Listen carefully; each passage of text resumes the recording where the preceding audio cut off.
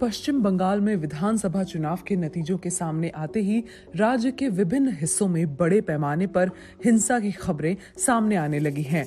BJP का आरोप है कि चुनाव में अप्रत्याशित जीत के बाद टीएमसी के समर्थकों ने जगह जगह पार्टी कार्यकर्ताओं पर हमले शुरू कर दिए हैं। दूसरी ओर टीएमसी ने इसे बीजेपी की अंतर्कलह का नतीजा बताया है। प्रधानमंत्री नरेंद्र मोदी ने फोन पर राज्यपाल जगदीप धनखड़ से बातचीत में हिंसा से उपजी हालात का जायजा लिया। उन्होंने राज्य में जारी हिंसा पर गहरी चिंता जताई है। खुद राज्यपाल ने अपने एक ट्वीट में इसकी जानकारी दी है। रविवार को चुनाव के नतीजे सामने आने के बाद से ही सोशल मीडिया पर बड़े पैमाने पर हिंसा की तस्वीरों और वीडियो के साथ तमाम दावे किए जा रहे हैं। ऐसी पोस्ट और ट्वीट्स की तादाद इतनी ज्यादा है कि स्वतंत्र रूप से उनकी पुष्टि करना संभव नहीं है।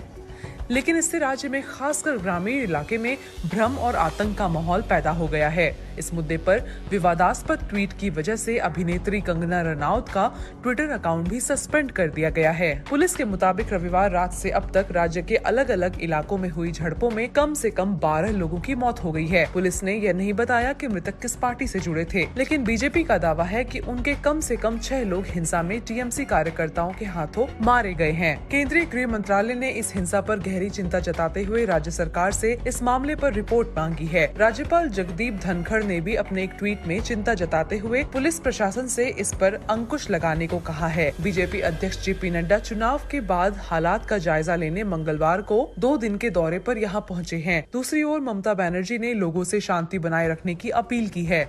उन्होंने कहा है कि बुधवार को उनके शपथ नहीं लेने तक कानून और व्यवस्था की जिम्मेदारी चुनाव आयोग पर है, लेकिन हिंसा पर अंकुश लगाया जाना चाहिए। बीजेपी ने इस हिंसा के विरोध में 5 मई को पूरे देश में धरना देने का ऐलान किया है। हिंसा की खबरों के बाद राज्यपाल ने सोमवार शाम को पुलिस महानिदेशक नीरज नयन पांडे और कोलकाता पुलिस के आयुक्त सौमेन मित्र के अलावा गृह सचिव हरिकृष्ण द्विवेदी के साथ बैठक में परिस्थिति की समीक्षा की और जरूरी कदम उठाने का निर्देश दिया है।